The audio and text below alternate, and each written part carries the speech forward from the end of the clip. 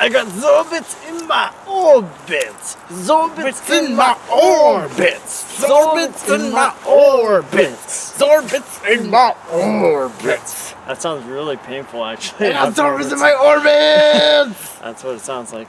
So this is kind of like Mario Galaxy meets Sonic the Hedgehog meets Mega Man, Jazz the Jackrabbit, and Mega Man, and it's a cool game. The controls I find with the character, like, they're a bit too weighty for my tastes, and I found like you really have to grapple. It kind of feels like Bind Commando actually a little bit too for me. A little. But it's not a super hard game. If you choose easy, they give you like infinite lives.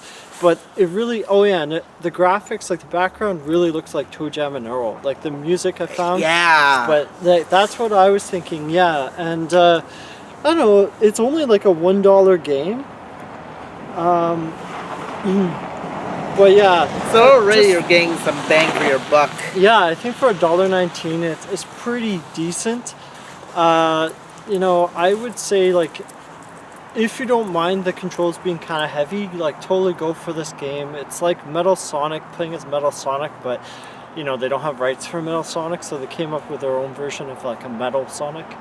They made like a Fugitoid. Yeah, I mean, it's pretty cool, and like all the levels are in a circle, and you just have to like sort of grapple around like the different obstacles, and yeah, I'm not sure if there's really much else for me to say. Yeah, like, it's basically you're playing like this game for the music and the game mechanics, not really for the graphics so much. Or the story. I don't even know the story really. Something like you're in the future and everything's metal. Everything is metal.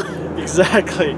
But I do like there was like this one boss battle, and I think it's the only boss battle we went into, where like it's like this large blob, and you have to use your bullets to curve around him.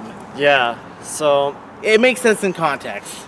Yeah, exactly, and like you can shoot around. The gravity holds the bullets, so they go straight around and hit the blob, and the blob fires its blobbiness around. So it's basically like orbit as well. It's more like a game of cat and mouse, so to speak. I was gonna say it's like Game of Thrones, which is not. But yeah, it really is. If it was Game of Thrones, it would have had lackluster. It's a throwback to like Sonic the Hedgehog meets Mario Galaxy. Really, and it's also a really interesting thing to note, because this game has like gravity themed controls, kind of like that other game we had. Yeah, and I think I got it on sale for like 62 cents. So do you think there's going to be like a future for like these kinds of games, where it's like games that let you do like a gravity based platformer?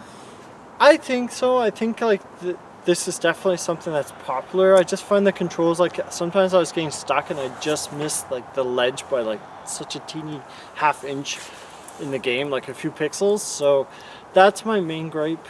The controls seem a bit too weighty for my tastes, and it's not like the game itself is hard, just the level design I feel like is kind of like tricky at times. So yeah, that's all I got. I don't think there's much else for me to say other than, you know, if you don't like space, you probably won't like this game. Yeah, I give this game about a 7. I mean, it does play really fun, and you can play around with the platform mechanics really good.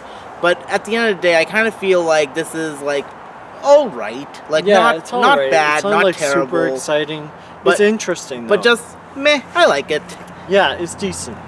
Yeah, but I don't love it to death. Like this is like, if you gave me a choice between this and say Zombie Car Massacre, I'd pick that game over Zombie Car Massacre. But if you made me choose between, like, say, it's relatively good. Yeah, relatively good. All right. But there are other good games out there. Yeah, better games. Keep on gaming. Keep orbiting your Zorbits. All right. Bye.